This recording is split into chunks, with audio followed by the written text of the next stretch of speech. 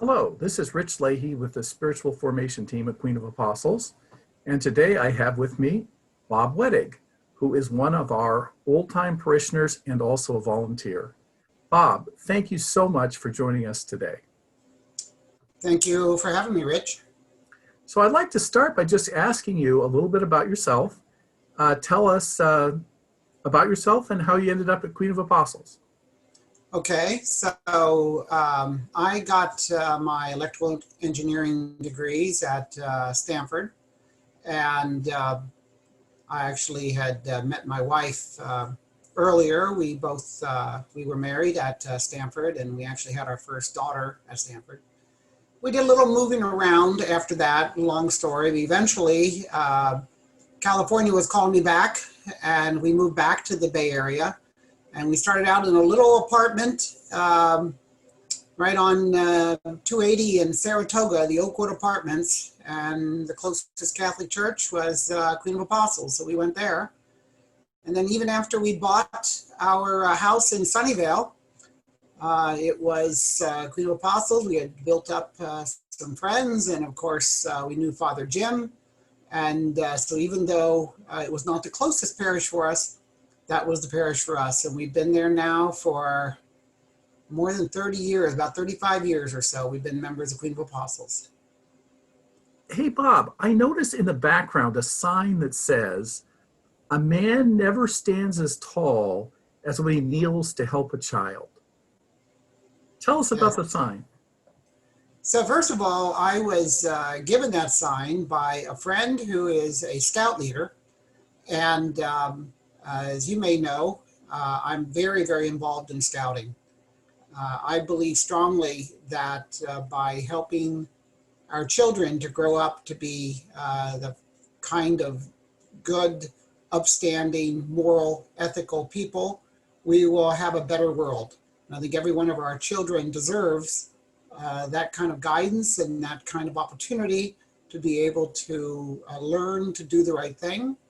And so I do that through scouting. I believe very, very strongly in scouting. And so I believe in that statement. I believe that we all do better by helping children. So, Bob, I noticed that every so often we see outside of Mass scouts selling popcorn. Sometimes at the parish, there are scouts helping with some of the events. So tell us about Queen of Apostles and scouting. So Queen of Apostles has a Cub Scout pack, which is scouts that are from kindergarten up through 5th grade. And this is the early part of scouting. And those kids do their programs in small groups by grade oriented in what's called a den. And a lot of times they're learning practical skills. They're learning, how to change a tire on a bicycle, or they're learning about the history of our country. But we also do service. So we will also teach the kids that by providing service, you are doing a good thing, and that it's the right thing to do. So we'll go and pick up trash sometimes, and there's also the religious emblems that are offered. I can tell you a little bit about that if you'd like, about religious emblems. Sounds great. Okay, so the religious emblems is we offer the Catholic religious emblems at the Cub Scout level. There are two of them. The first one, called Light of Christ, is for children that are in the kindergarten, 1st grade. And then there is another emblem called Parvuli Day for kids that are in the 2nd to the 5th grade. And these emblems are provided in order to help children to become closer to God and to learn more about God and to help develop their relationship with God. And so that's also something that we provide in scouting, and it all falls into the same theme that we have in scouting of helping to raise our children to be the kind of people we want them to be. And part of that is helping to become closer to God. Okay, well, thank you. I also see that you're a volunteer for Eucharistic Ministry. You say a few words about that? Yes, I'm a Eucharistic minister, and I do a little bit of help in helping to coordinate that. I believe that everyone should help the church. If you're going to be part of the parish, you really should help to volunteer in the parish.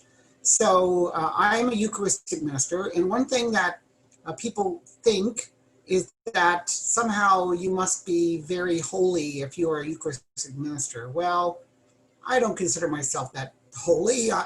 I'm a sinner like everybody else, but you just have to be willing to try. You got to be willing to help, and you'll be willing to try and do your best. And I'm a Eucharistic minister. It doesn't require a lot of extra time. Obviously, during this current period of the coronavirus, there's not a lot of need for Eucharistic ministers, but as soon as we all come back together, we'll all be serving again in order to help distribute communion. And I can tell you it's a real honor to be able to do that, to be able to actually help distribute the body and blood of Christ is a privilege and an honor, and I'm very happy to do it. Okay. And then you brought up the whole coronavirus, the pandemic. Is there anything special you've done to maintain your faith or grow it during this time? Well, let's see. I mean, my wife and I, of course, do attend Mass every Sunday, either virtually or live. We have also taken part in the rosaries that are offered during the week.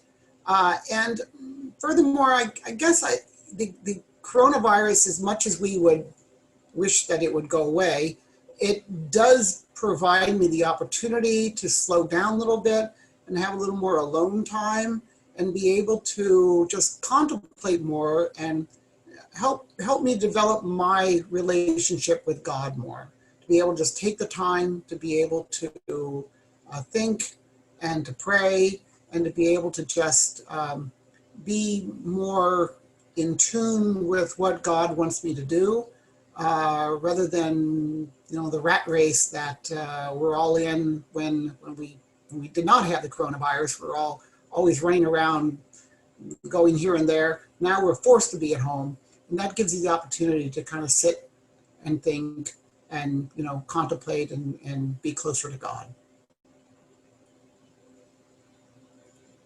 Well, thank you very much for your time today, Bob. Really appreciate it. And I am certainly looking forward to the day when we need Eucharistic ministers again, because we're all there together in church. As am I. Thank you. All right. Thank you very much. Take care.